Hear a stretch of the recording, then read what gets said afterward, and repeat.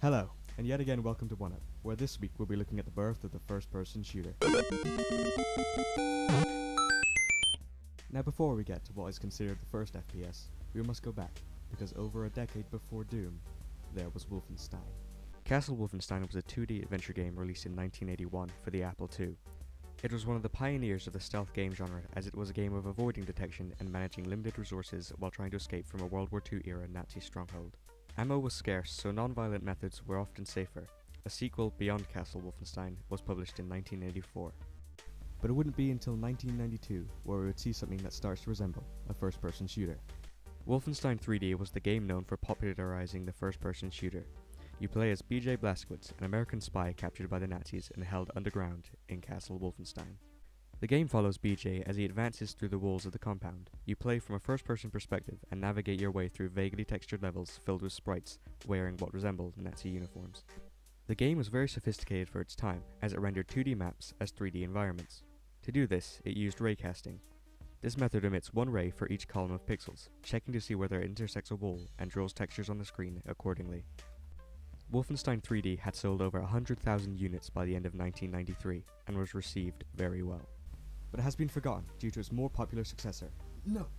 You will get your turn. And it's been over 9 years until we see another Wolfenstein. Return to Castle Wolfenstein was released in November 2001 and was a reboot of Wolfenstein 3D. It had a new campaign story about the SS Paranormal Division resurrecting scores of zombies with a curse.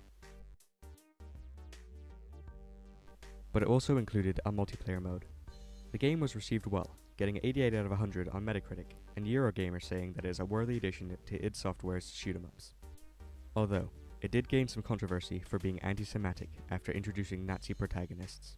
So, killing is bad, unless you're killing bad people. Anyway, over the past few years there hasn't really been much Wolfenstein. There was Wolfenstein RPG in 2008, which was a more story-based experience and used a turn-based combat system. And Just Wolfenstein in 2009, which was said to be forgettable due to there now being so many other shooters on the market that it had become generic. But in 2014, Wolfenstein returned. Wolfenstein The New Order was a complete reboot of the franchise and built an entirely new chronology. It is set in an alternate universe where the Nazis won the Second World War and now control the entire world. The gameplay brings back the fast-paced shooting found in Wolfenstein 3D, but also allowing the player to employ a more stealthy approach like in Castle Wolfenstein. Most praised the new combat and said that the narrative and characters is where the game really shines. And it became the second best-selling game of 2014 in the UK within a week of its release. And the following year's shorter experience, The Old Blood, was received just as well.